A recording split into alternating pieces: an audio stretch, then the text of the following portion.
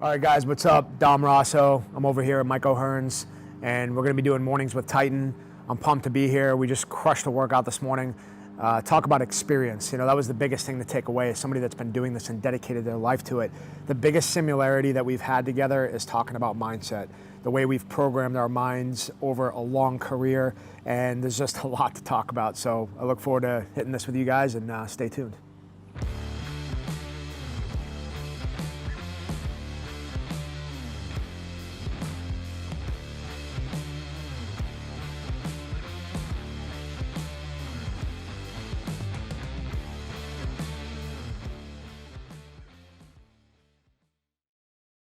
Everything's going.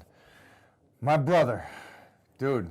Yeah, bro. Great workout this morning. Crushed. Fun having you here. We got to give a big shout out to Nick for hooking us up. Totally. I was just thinking the same thing. Yeah. I was like, we couldn't do this without Nick. Right. So Nick is the man, and he's been awesome. We've been friends for a while. He's just a great dude. Good cat. Great dude. I got lucky hooking up with him. He reached out, and you spend one day with him, and you're like, okay, you're in the circle. Yeah, he's fired up too. So, and it's such a cool circle that I'm putting together with everybody, and it's such a thing that it is, and it hasn't been a long time, but it made me level up in other aspects. And being around guys that are at the pinnacle of what they do, like you, like Nick, like Rampage Jackson or Ed Millett, any of these kind of guys, it's cool to see the similarities that you wouldn't think, but there's that something going on in the mindset where we're just barbarians from birth and we need to do battle and we got to get better. I think we said that more than anything today was,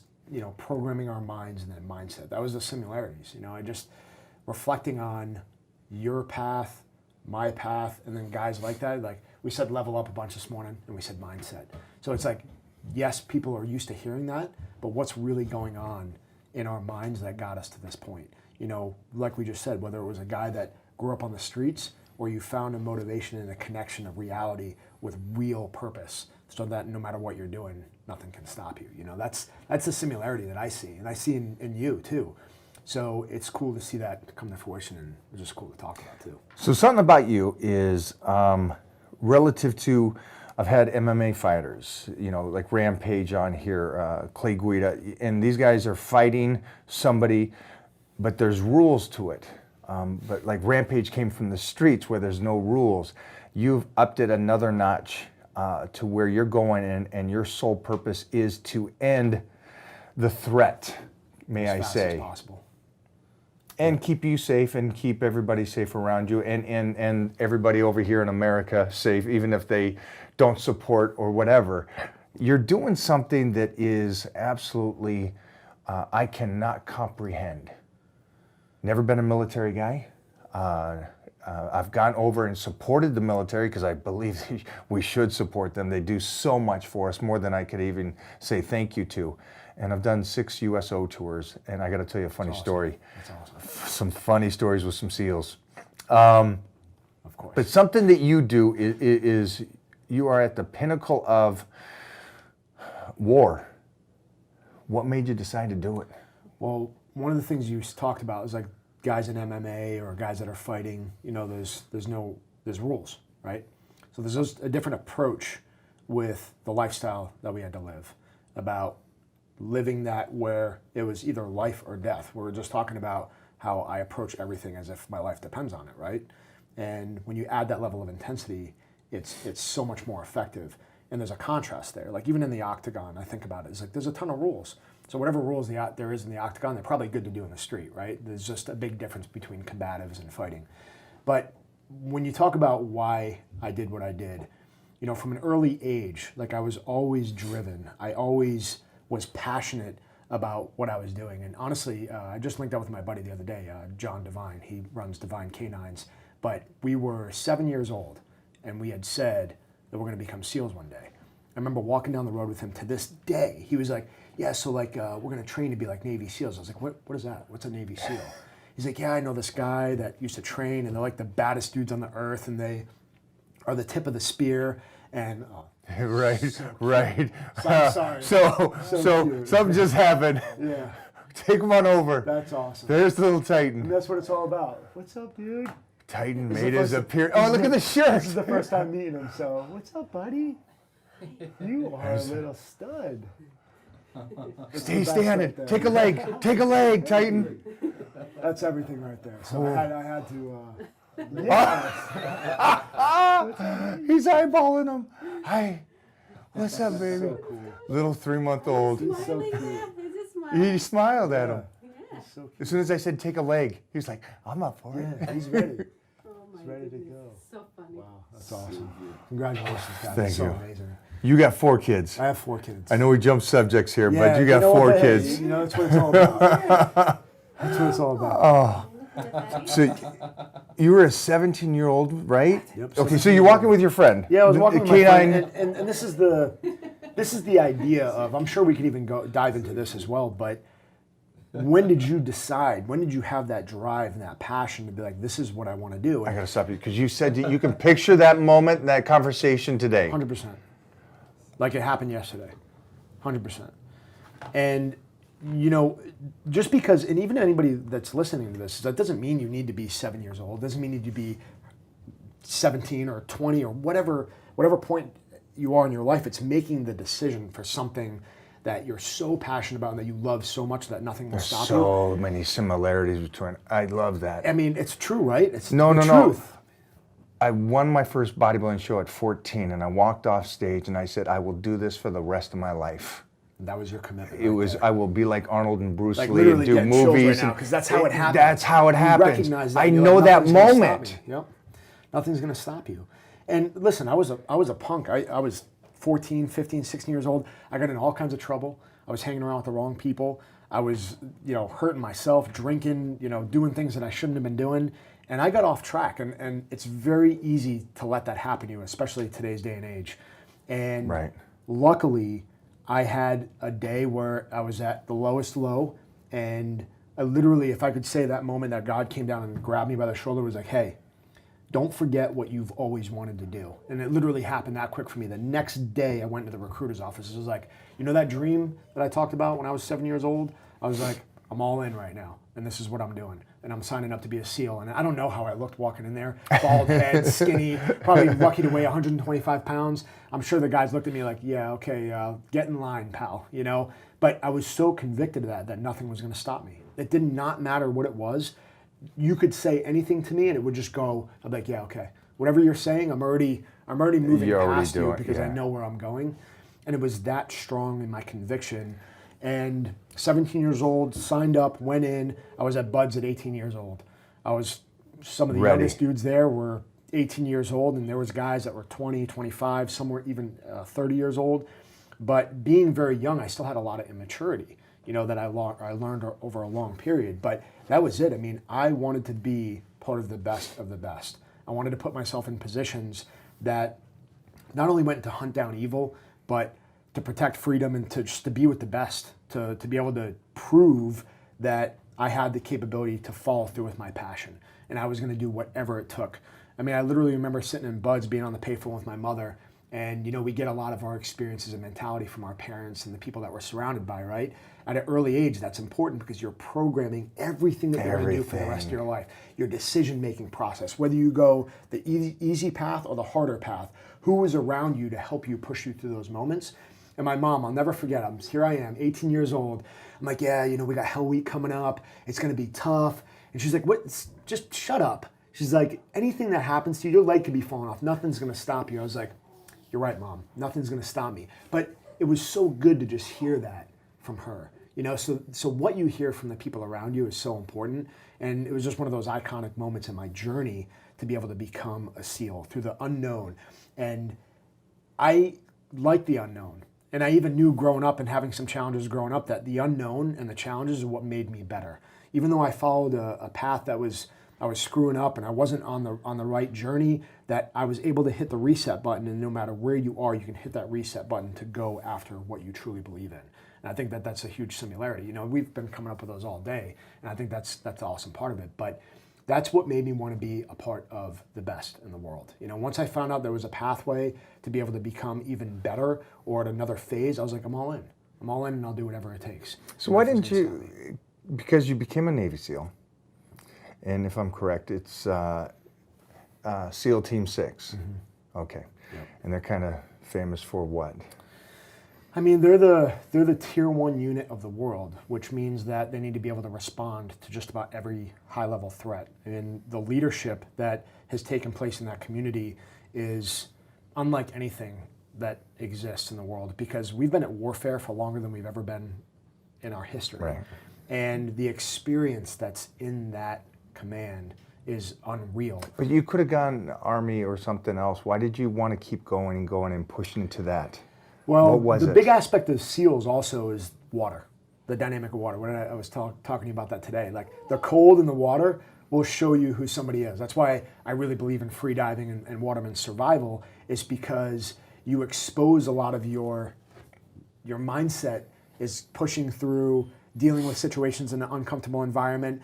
But the water aspect of it too is a big driver for me, because I grew up on the water. I grew up right down the street from the beach. I would go surf, torture myself by myself. That was Already. probably completely unsafe, right? Trying to drown myself. And I don't recommend you do that. Make sure you have a swim buddy.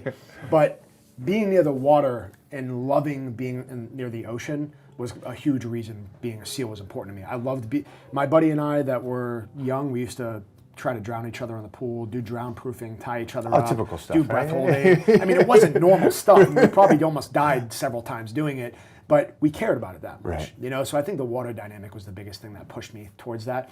But also, I went to the library to do a research project in school, and I started pulling out all these Navy SEAL books. I think there was like 3 at the time. There's probably like endless amounts now. Right. But I pulled out the 3 books, and I'm just looking at all the cool gear these guys have, and the guns and equipment, and these guys sneaking and peeking in the jungle. I'm like, this is it. This is my career. I got it. This is my career choice. I'm like, I am doing this. So again, it was that drive, consistent kind of messaging. And you knew all about Hell Week and all that, and the 24-hour days and the cold water. And Before I went? Yeah. No. When you said, not when you went to sign up, but when you decided, SEAL, this is it. Yep. Then you knew. No? Well, I started to do the research then. Okay. Again, we were just talking about overthinking your training. Done. Right? You know what I'm saying? Yep. So you start processing like, well, what about this? Well, what about this? And people put themselves in a state of paralysis. It's like, get out of that. For me, that was a perfect example. I'm glad you brought that up, because there wasn't any questions. I didn't have any questions.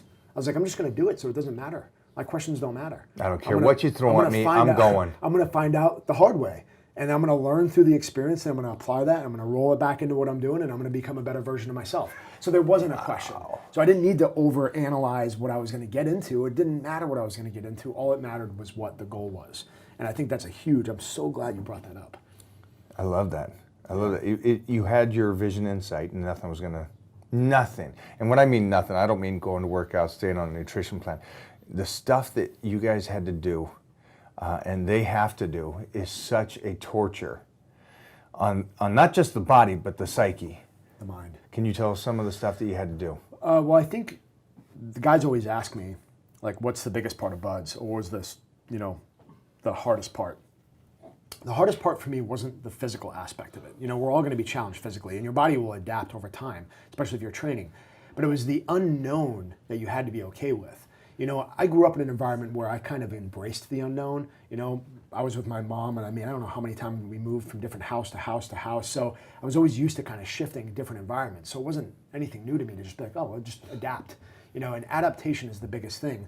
So the unknown aspect of BUD/S and not knowing what you're getting into, like what's behind the next curtain, that's what screws a lot of people up right here. Because they're like, whoa, they're telling me that this is going to be the worst thing that I've ever been through that door. And this sucks right here. And they're telling me it's going to be worse. Worse? And you would literally watch people quit in those moments. Literally, people are like in the surf zone or in an evolution, and they're like, you know what? I can't handle the unknown. I would literally feel people like get up and like, whoa, like, where are you going?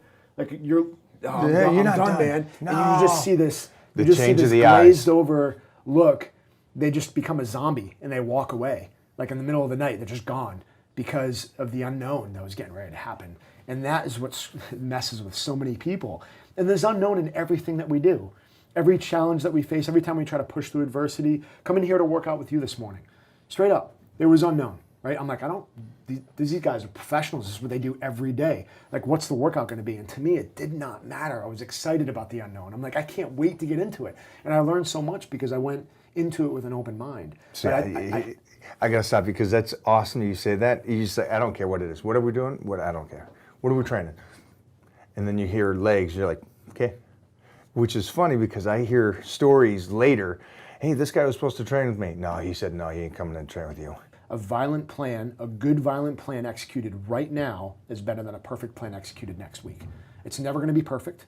So just get started and learn through your experience and adversity and pressure and unknown, and then the questions will get answered for you. There was which is so what you much that said, we've which covered is what you today said, so. that is the similarities or the statements we talked about, buds and apps and stuff like that. And again, well, I don't know what's perfect, but just get started. Just get started. Just get started on all this aspect. Training, whatever it is, goal setting, getting the mind stronger, joining the military at 17. And you continue to grow, and you are a father of 4.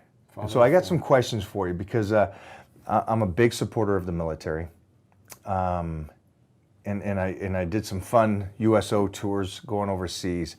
And it is a different world over there. From an average Joe, in a sense, living here in America with my incredible freedom that I have because of guys like you. I first of all say thank you to you and everybody out there that's doing their part. Absolutely. The mindset on you guys is a different level, a completely different level. I put up a story months ago because we went over there, me and a couple other gladiators, and we were doing gladiator games against the Army, the Air Force, and the Navy. And then they said, hey, you guys want to go to some Marine bases, which not a lot of celebrities go to because of the war and what's going on, but it was at the end, it was safe. They said, we're going to fly you on over in Black Hawks and all this. And I'm like, okay, this is great.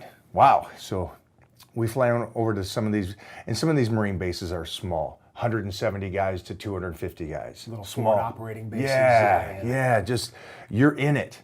You are in it. Yep. You're hanging it out there. Yeah. A lot of these little bases too. I mean, even you going there, you're hanging it out there. I mean, guys get mortared, guys get in gunfights at night.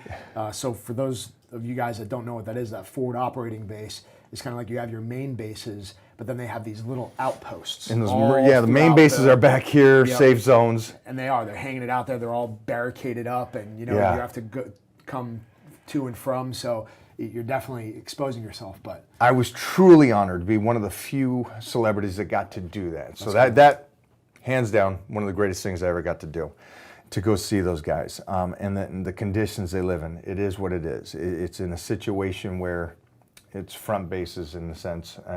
There's not good food. Shelter's not that great. And so what you guys are doing is that much more extreme. But the mindset, here's the stuff that I love. It was me being over there for 14 days, which was a long tour for these guys, for us to be over there for 14 days visiting. Yep. And we hit about 6 different bases a day. Then we jump in the Black Hawk, go to the next one, next one, next one. Cool. So when we went to the Marine bases, we got there and the crew starts setting up the gladiator stuff, and they're like, we don't do that shit here. We do real stuff here. And we're like, what? And they're like, we're gonna do some bull in the ring. And I'm tired. It's been days, and I did the one thing a guy should never do on some base like that, is like, hey guys, I'm just here to meet you guys, say hello and stuff like that. What do you think happened?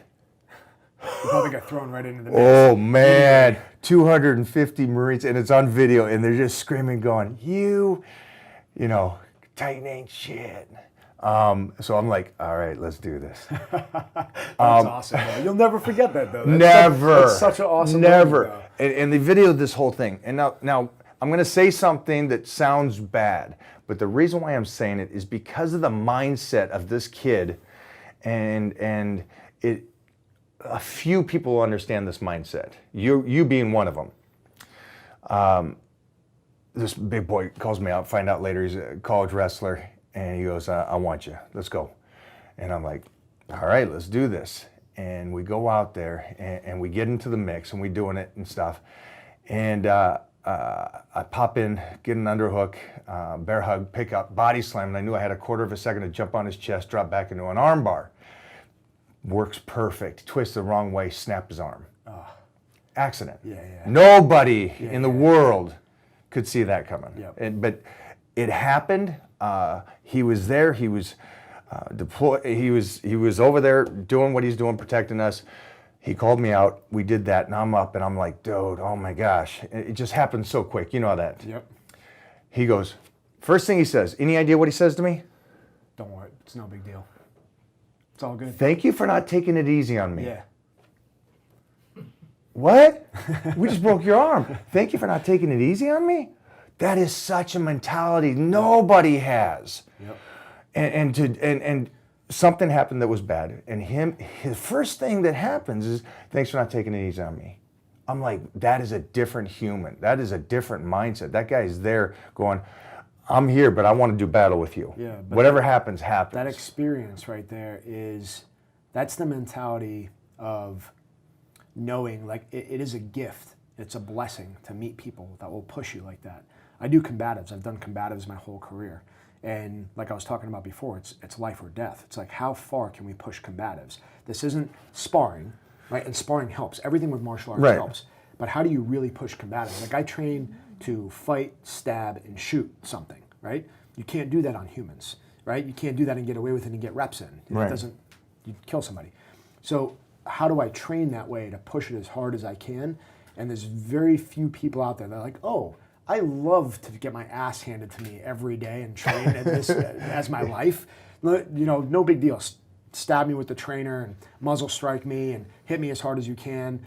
And when you meet somebody like that, you're like, okay, it's a different mindset. You get it. You get that we're training because our lives depend on it. And that response is exactly the type of mentality where you're like, thank you for pushing me. He had a real fight. That was experience. He gained experience. You both had gained experience in that moment. And when you walk away from something like that, it's like you're always going to learn. When I'm pushed to that level, I'm going to learn from it. You know, when I see an angle that I've never saw before, he never saw that angle before. And I guarantee you he walked away from that being like, okay, I could have done this better. I could have done this better. Yeah, and he started analyzing. Like, how do you have discussions with people that aren't that? I don't know. Because that's a mindset. When I go in and train, I don't go in there to be a bodybuilder or powerlifter. I go in there because I need this battle. And I got to find the weakest, how can I put myself in the weakest position and lift the most weight in that position? I love it. Because I know I can go over here and do proper position and then crush people. Still, so it's hard for me to communicate that to people that are just going, I just want to look good. I want to win a show. And I wanted to win shows. I always wanted to win. I wanted to win in martial arts. I wanted to win in powerlifting. I wanted to win. But it wasn't the winning that was the ultimate goal. It was, who am I going to be when I get to there? And then what's next? That's not the finish point. And everybody thinks like you win a show, we finished, we made it, I'm golden, I can retire. And it's like, no, what's next? Why can't I be better? Yeah. And I think it's like, what is your purpose and how is it connected to your reality? So when you take a look at somebody training, so say if I'm going to train with a 17-year-old girl, she's getting ready to go to college, getting out of high school. If I start training with her, I need to get to the bottom very quickly of what's in her head to know where she's going to be able to push. If I'm going to push her to protect herself and deal with a life-threatening scenario and protect her family and go to a risky spot at night or go to walk to her car and deal with a threat, where do I start? And what it certainly isn't I'm going to start by throwing a jab and we're going to get some positioning in. And all that's great if you're coming to learn that. But if I really get time with somebody, it goes right here first. What do you fear? What are you afraid of? What do you truly, where nobody else can hear that voice in your head, what scares the shit out of you? That's where I start. Because if I can identify that, and if you're really truthful with me and yourself, then we can attack what you're afraid of and crush it down to nothing. Now we can build you back up. And that's where it starts with everybody else and building that purpose. So if I can get to the psyche of somebody and really get into their head, now after they crush their fears, that purpose gets built back up to say, okay, well, I don't have anything to be afraid of. Now I'm focusing on what's purposeful in my life and what's really driving me towards that goal. It's not just superficial anymore. It's real. And I feel that every day. Like you said, our lives literally depend on what we do every day. There's no option for me. When I wake up and that alarm clock goes off, I put my feet on the ground. I'm like, thank God for giving me another day. And I'm like, I am ready to get after it. I don't have a choice. There is no choice for me. There's no other way except funny. just go. You know? everything you're saying is I relate to, even though to everybody watching this, I'm relating it to my weightlifting and the way I live my life and how I do my 22 hours outside of the gym. I go to bed at this time. Why? So I can get up at this time. Why? Well, because then I need to train at this time. And I'll give up anything else around that so I can keep that foundation, because I know that foundation and what I'm doing will keep me away from what I'm scared about. What am I scared about? I am scared of being average. I'm scared of everybody else going, hey, I look good for 30. That disgusts me and scares the shit out of me, that one day I'm going to wake up and go, hey, I'm good for 50. Yeah. It's like, no. Yeah. No, I love tussling with, I don't care if they're NFL players playing right now at 22 years old, I'm going in to crush. Yeah. It's the mentality. I'm from New England, and I hear a lot of people, I'm sure it happens everywhere, but there's this mentality of like, well, at least you got a job. At least you got something going on. What and is- I'm like, what is that? exactly. It scares the shit out of me. I'm like, what kind of attitude is that? What kind of approach to life is that? At least you have a job. Like, there's so much more to life, mentally, physically, and spiritually, that people are missing out on because they can't shift their mindset. They can't crush what they're afraid of and then fixate on something that's so real and they're so passionate about that they can just pull them forward no matter what. Because to me, there's no option. And at the end of the day, anything can happen and it's not going to break me, literally till I'm dead. I gave the Patriots defense a pre-Super Bowl speech. I'm saying to myself, what do I tell these guys to set them up for success? And I'm not going to walk in there and be like, hey, Mike, you need to do this physically here, here, and here because it's going to make you better. I'm like, there's nothing that's going to happen to you over one night physically that's going to make you better tomorrow. Nothing. I'm not going to tell you how to do a rep. I'm like, boom, I'm done right there. So it starts right here.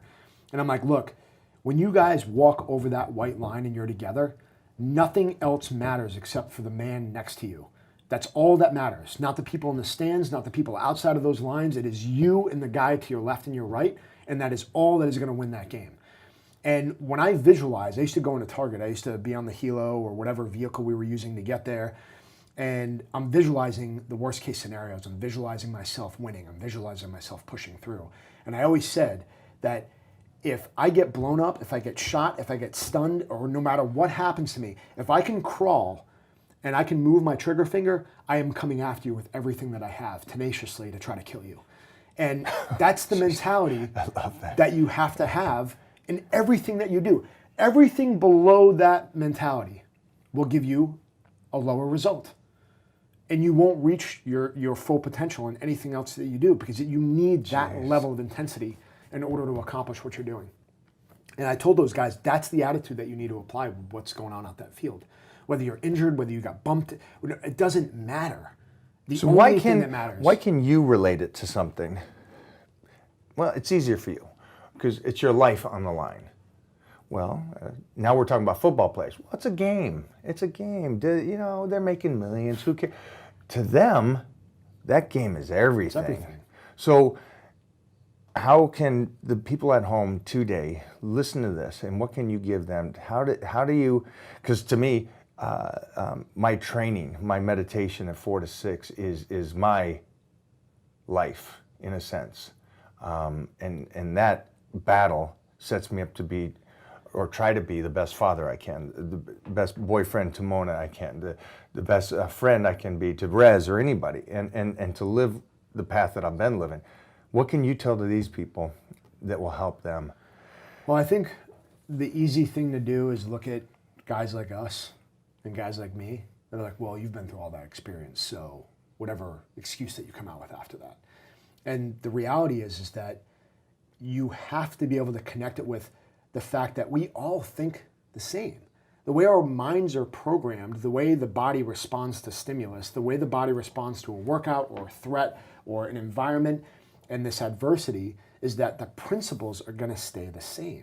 And it's the same thing I was talking about before, where the guy that has nothing, that is just struggling to survive, that needs to feed his kids, is going to wake up at 2 o'clock and do everything he can to get after it, right? Yep. And the guy that has everything, that has his phone and he's comfortable and he's got a roof over his head, he's like, he can just sit back and kind of, chill out and do whatever he wants to. But You need to be able to tap into that survival instinct, and I call it the will to fight. It's your willingness to engage no matter what the circumstances are. You have to be able to tap into that.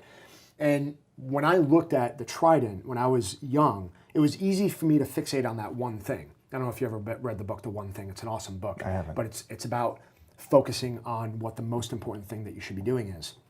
And that goes with our purpose too. So it was easy when I saw the Trident to be like, yeah, that's whatever is encompassed in that goal, I'm going to accomplish.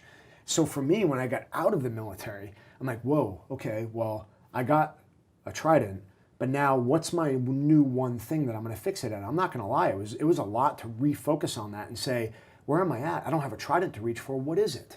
What is it that I'm striving for? And I literally was reading that book, and luckily I had the time to do it. It was on a Saturday. And I read this thing that said, if you don't know what your one thing is, that your goal is, you need to stop everything that you're doing right now and figure it out. You need to figure it out.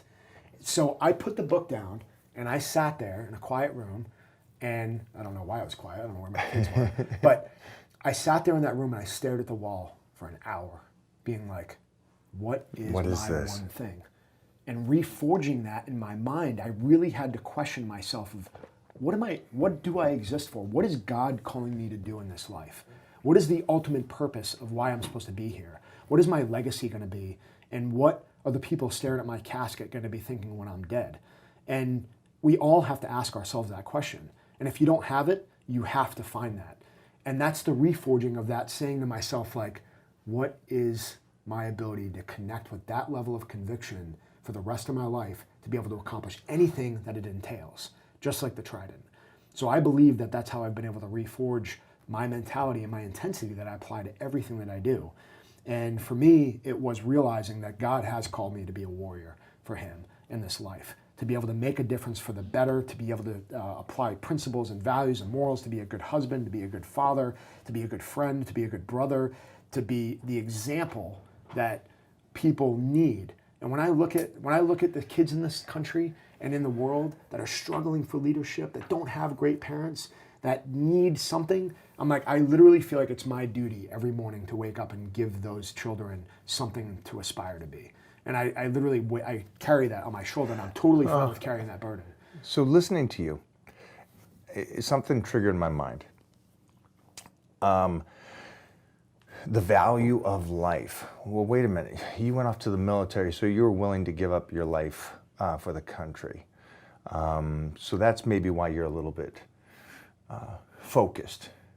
And what's funny is you were willing to believe in something and do something wholeheartedly, not because you're willing to give up your life in a sense, maybe I'm wrong, but it's because you value your life so much and feel that you can do so much, that you respect life so much that you are going to give everything you freaking have, regardless if that means that I'm going to battle to save America and save my brothers and die. Is what's going? So the World War II generation, which I always talk about. You agree though that you value life so much that you're not going to 100%. sit back and play video 100%. games all day and eat and go Like, whatever. What we have to realize is that freedom is only one generation from extinction. That's it. It's the truth. So the second we stop fighting for what we really stand for and believe in and exist in this world for, Right. it's gone. So we have to all have a level of acceptance of what that means to everybody's individual life. You know, when you talk about the military in general, you talk about what you've really understood about it, is that there's a quote that freedom has a flavor which those who fight for it understand, right? Freedom has a different flavor for those who fight for it. And you start to embrace and realize the reality, the extent of which we really need to step up every day. Those guys in World War II, they knew they were going to die. They literally walked out of the back of those boats knowing that they were probably going to die. But it took that inch, that foot, to be able to make a little bit of momentum for freedom.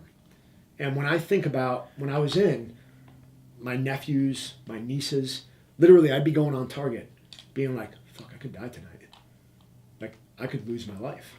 But you know what? If I do, I'm taking somebody with me because it's going to make a difference in the world for the good of human life, for the value of what we all stand for, right? To protect those young children. and their future and give them an opportunity. And I always say, like, people get confused because I'm like, what is good and what is evil? Well, you tell me. I can tell you very clearly. Good is the guys that are going to stand up as the shield and put everybody that's innocent, regardless of their beliefs, behind them. Period. We're going to say that again because I want them to hear, regardless of their beliefs, Regardless of their beliefs. you're willing to protect. Willing You're to willing to protect them at stand there all with a costs. shield. No matter That's what. a different person. That is a No matter what. that is such a leader. It That does is such, not matter to me. That's a real life superhero. That's what that is Well, to me. I mean, That's pinnacle. we talk about that mindset, and I think it's critical to understand is like, I went over there and had to accept that every day that I'm over here fighting for people that don't even think that I should be here, you know, and I'm okay with that. We talked about that earlier. We did We talk talked about about that because it bugs me, and I didn't do any time in the military, but it bugs me that but I've traveled the world and I've seen how the rest of the world is, and some beautiful places out there. But when it comes down to it, if you said where would you want to live your life, it's in America, 100% in America, and it's frustrating to hear people talk about the military and stuff that haven't traveled, haven't done anything in that sense, and they enjoy the freedom. I don't want to get into this because I don't know enough about it. But you know what though? No, I know where you're going, and the thing that I'll explain is that it's fairly recent. Like if you look at world history in general, how long we've been here for, it's fairly recent since World War II, where we fought for so much freedom that it's given people the ability to be ignorant and take things for granted here. Okay, and that's fine. But the thing that does bother me, because I hate that. That hurts. it hurts a lot. But listen, this is the reality in the world that we live in right now. And like I said, as long as there's always 300, we'll be okay. But when you look at the mentality of how people have become so removed, and the kind of survey that I did out in the world when I was like, man, this is crazy. When I got out of the military, I was like, let me ask people. I was like, so what will it take you to shift your mindset to think that we really need to be proactively going out and attacking these guys and the evil that exists in the world? Or what do you think it's going to take for you to be able to protect yourself and think that you need to defend your home with a gun? And eventually, what I got out of most people that don't already agree is that it had to be personal. So most of the time when you hear the news, you're like, I never thought it would happen to me, or I didn't think it would be in that neighborhood. And like, that's the mentality that we're dealing with. So I fully reject that mentality, and for me, it's about embracing reality. So anybody that's in my life, I force you to embrace reality because I have the experience to show you. But for most people, it wasn't until it got personal and their door got kicked in that they would take it seriously. Now, I always say, I want you to be prepared because I care about people to be able to protect yourself when you need it. This is why we do these things, in case we need it. Like, I would rather you have it and not need it than need it and not have it. And like, that's a shitty place to be. You know, to be like, wow, I wish I did more to set myself up for success here. Like, the chances of us getting into a scenario are small, but why wouldn't I want to crush that down to nothing if it meant my life depended on it? Why wouldn't I want to do everything that I possibly could to protect my kids and my family? You just said something that reminds me of a great quote.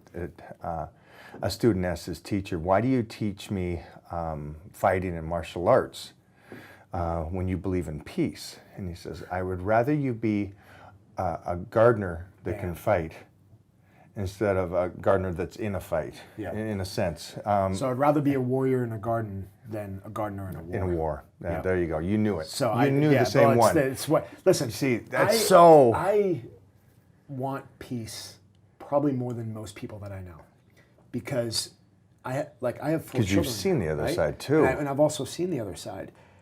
But knowing that I want my kids to come up in a world, of course I want the perfect world where we can all just get along and be fine and everybody's able to do their thing. That's not reality. And if we don't fight for it, guess what? That reality goes away really quickly. And that's where you start accepting the fact that the guys in the military, you learn a lot being there. You're like, oh, okay, there is some pretty bad people. Listen, I've been on target where the high value targets that we're going after are literally holding babies in their arms so we don't shoot them, to use them as shields. See, that's and putting most innocent people can't relate with. So that analogy that I said, no matter what your beliefs, I will protect you as the shield and being the good in the world. They think the exact opposite. They attack innocent people.